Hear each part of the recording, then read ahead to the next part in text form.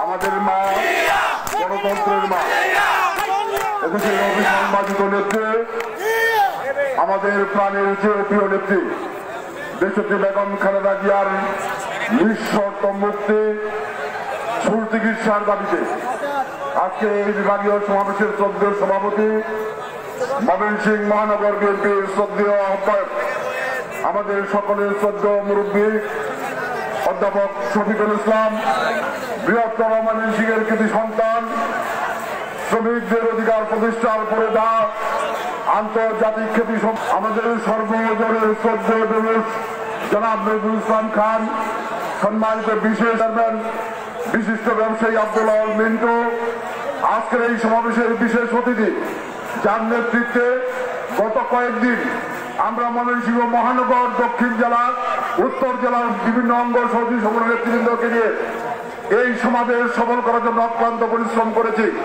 বিএনপির জাতীয় নির্বাহী কমিটির সম্মানিত সাংগঠনিক সম্পাদক সৈয়দ ইমরান সালেহ প্রিন্স, আজকের এই সমাবেশের বিশেষ অতিথি আমাদের আরেকজন প্রিয় সহকর্মী, কিশোরগঞ্জ জেলা বিএনপির বিপ্লবী সভাপতি, বিএনপির জাতীয় নির্বাহী কমিটির সহ সাংগঠনিক সম্পাদক শরীফুল আলম সহ ময়মনসিংহ বিভাগের বিভিন্ন মডেলের প্রিয় নেতাকর্মী, আসসালামু আলাইকুম।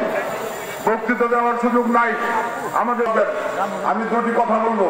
সরকারের উদ্দেশ্যে বলতে চাই, গতকালকে মাননীয় আওয়ামী লীগের সাধারণ সম্পাদক সড়ক পরিবহন মন্ত্রী ওবায়দুল কাদের সাহেব বলেছেন বিএনপি নাকি শুধু খালেদা জিয়ার মুক্তির আন্দোলন করে, জনগণের মুক্তির আন্দোলন করে না। ওবায়দুল কাদের সাহেব, আপনার রাজনৈতিক অভিজ্ঞতার অভাব রয়েছে।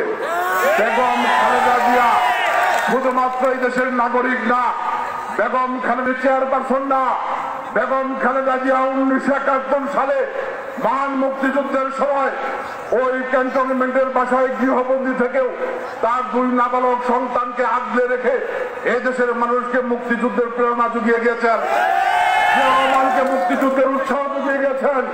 বেগম খালেদা জিয়া স্বাধীনতা পরবর্তী সময়ে 1982 সাল থেকে 90 সাল বাংলাদেশের রাজপথে সংগ্রাম করে এই বাংলাদেশের মানুষকে ঐক্যবদ্ধ করে গণ অভ্যুত্থান করিয়ে স্বৈরাচারের পতন করিয়ে গণতন্ত্র মুক্ত করেছেন।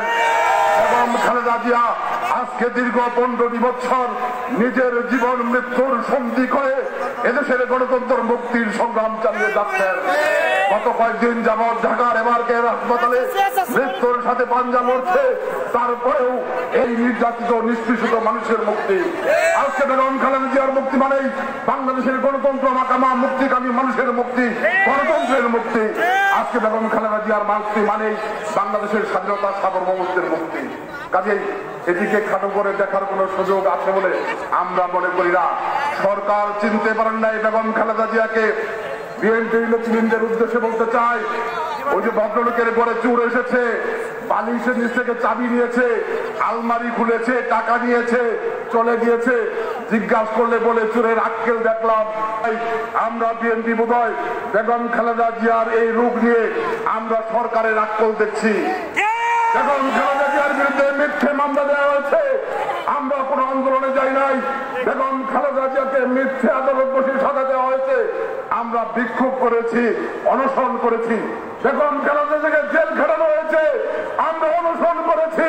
বেগম খালেদা জিয়া মৃত্যুর মুখে, বেগম খালেদা জিয়া মারা যাবে, আমরা শুধু আবেদন জানাবো এটা বাংলাদেশের মানুষ মেনে নেবে। আমি আপনাদের কাছে উদাত্ত আহ্বান জানাতে চাই, আজকে এখানে যারা রংস্টিক হয়েছে প্রতিটি মানুষ বেগম খালেদাকে বাঁচানোর জন্য নিজের জীবন বিসর্জন দিতে প্রস্তুত। ভাই, কেন্দ্রে আলোচনা করুন। বেগম খালেদা জিয়ার মৃত্যুর পরে আন্দোলন নয়, বেগম খালেদা জিয়ার মৃত্যুর আগে আন্দোলন করতে হবে। সরকারকে সময় পেতে দিন, 5 দিন 7 দিনের মধ্যে বেগম খালেদাকে বিদেশ যদি যেতে না দেয়, চূড়ান্ত আন্দোলন বেগম খালেদাকে মুক্ত করবো, এই স্বৈরাচারের পতন ঘটাবো। আজকে সেই উদাত্ত আহ্বান জানিয়ে আমি আমার বক্তব্য শেষ করছি। সবাইকে ধন্যবাদ। আসসালামু আলাইকুম। বিসমিল্লাহির রহমানির রহিম।